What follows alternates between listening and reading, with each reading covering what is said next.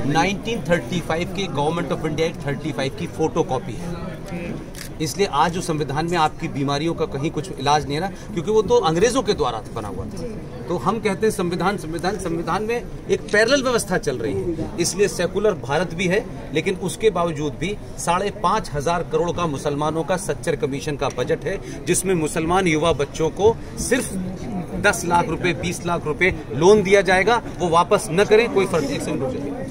इसी तरीके से माइनॉरिटी कमीशन का कई हजार करोड़ का बजट है। इसी तरीके से मुस्लिम पर्सनल बोर्ड का बजट है। इसी तरह मुस्लिम एजुकेशन बोर्ड का अलग से। तो जब भारत सेकुलर है, अरे भैया मेरे, तो फिर ये क्यों है? सही बात है, फिर ये क्यों है? तो आपके मंदिरों पे जो पैसा आप चढ़ाते हैं, जो बात मैं सार्वजनिक मंचों से कहता हूँ, खासतौर से महिलाओं से कह रहा हूँ, आपके मंदिरों पे जो पैसा चढ़ता है उसकी 2 मिसाल देता हूँ। पूरे देश में बड़े बड़े मंदिर हैं। एक है देवस्थानम बोर्ड तिरुपति। हर साल जितना पैसा चढ़ता है उसमें से 1,300 करोड़ रुपया हर साल सरकार देती है। वैष्णो देवी आप जाते हो, माता पे चादर चढ़ाते हो और सब कुछ चढ़ा के आ जाते हैं, वहां से 520 करोड़ रुपया सालाना जाता है।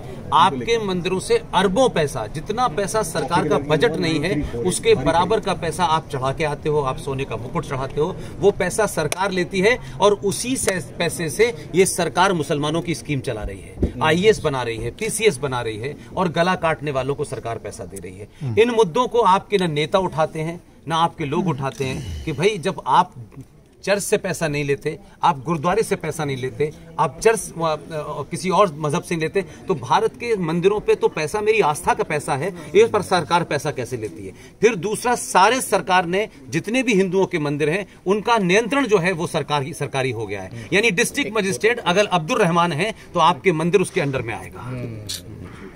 तो मैं ये कह रहा हूं कि समाज के ठेकेदार जो हिंदुत्व की सुबह से शाम तक बात करते हैं, वो वैष्णो देवी के ट्रस्ट में 20 मुसलमान क्यों है ये नहीं पूछते। इसलिए आपसे मैं सबसे कह रहा हूं, पैसा मंदिर पे मत चढ़ाइए, वो पैसा आपकी गर्दन काटने वालों के पास जाए। जब तक ये पैसा आपका है, मुझे छोड़ के ऐसे पागल इस देश में बहुत कुछ काम कर रहे हैं, उनको जाइए, उनकी जेब में 10 रुपए रख दीजिए। उनको पहचाने कैसे सर? सब इस दौर में सब साफ है, सबको पता है। इसलिए वो जो लड़ाई लड़ रहे हैं, इसलिए मैंने विष्णु शंकर का जिक्र किया।